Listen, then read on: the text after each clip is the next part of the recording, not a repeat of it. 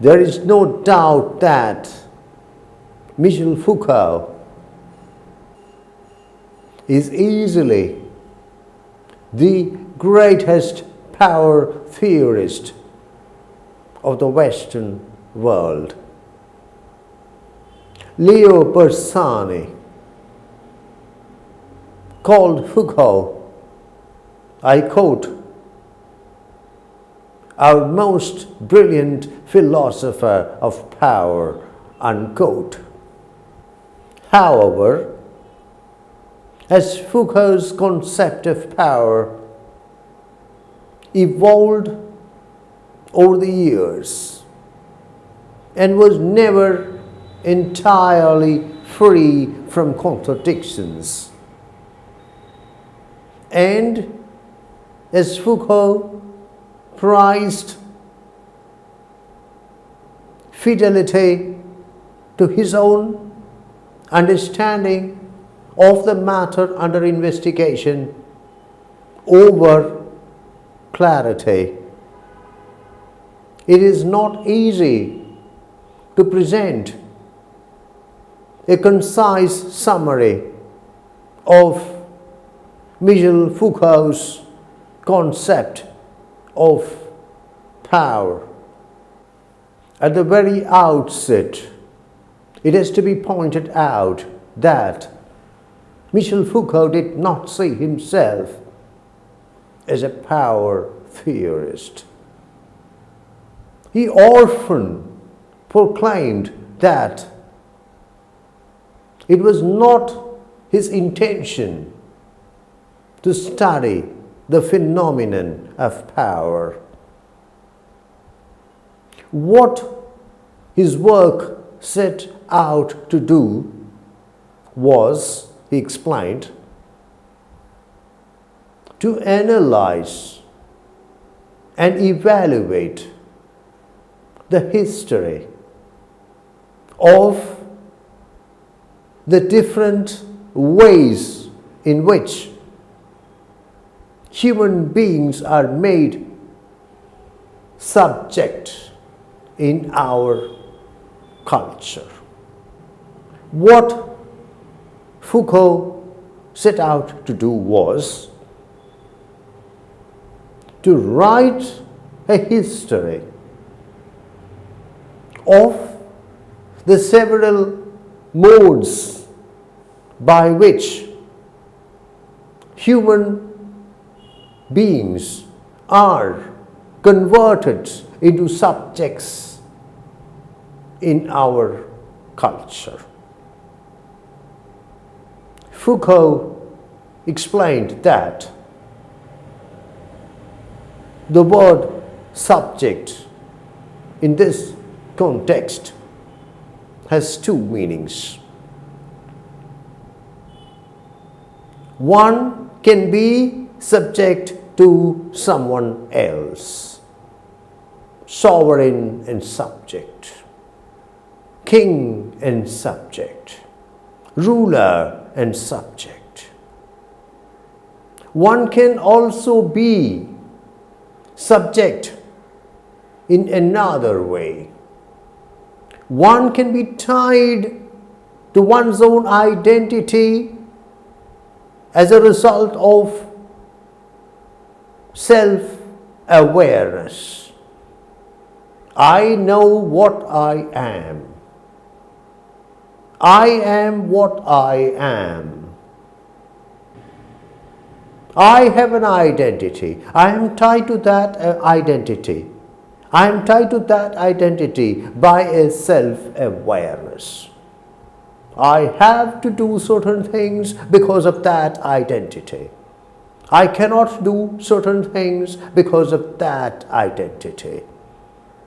Both meanings, Foucault hastens to point out, involve the process of subjugation, involve the exercise of power.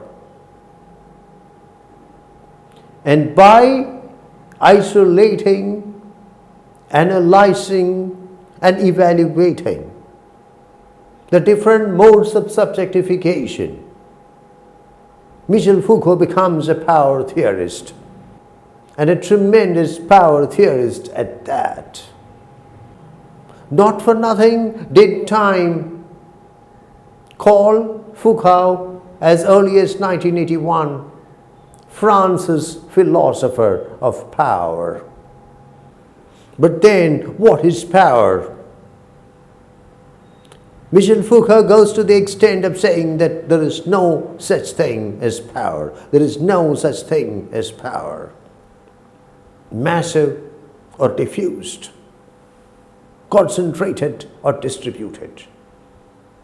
Power exists only when it is exercised.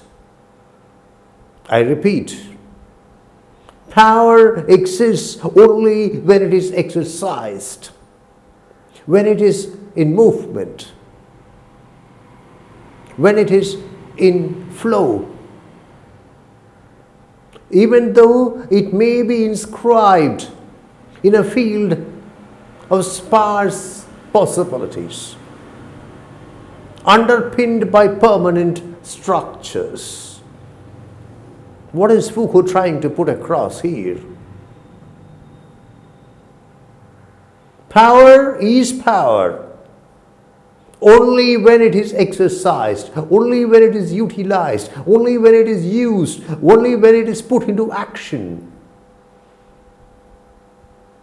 And this power may be inscribed in a field of sparse possibilities, of scanty possibilities. The manner in which power is exercised may be constrained to certain possibilities. The options before the power which is being exercised may be limited.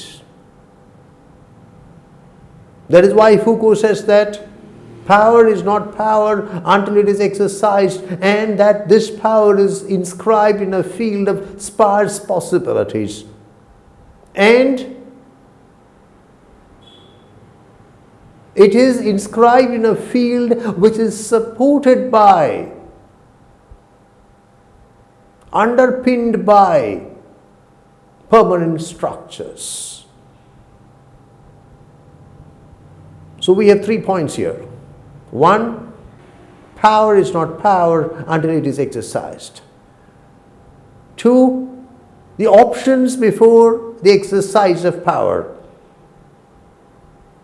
the possibilities in front of the power which is being exercised may be limited.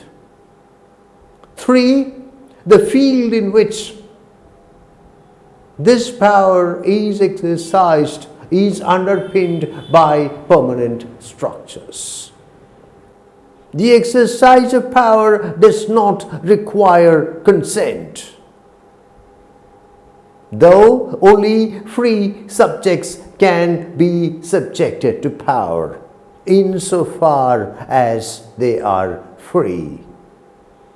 I would like to read to you a sentence, in fact, half a sentence from Michel Foucault's Discipline and Punish. On page 202, Foucault says, I quote,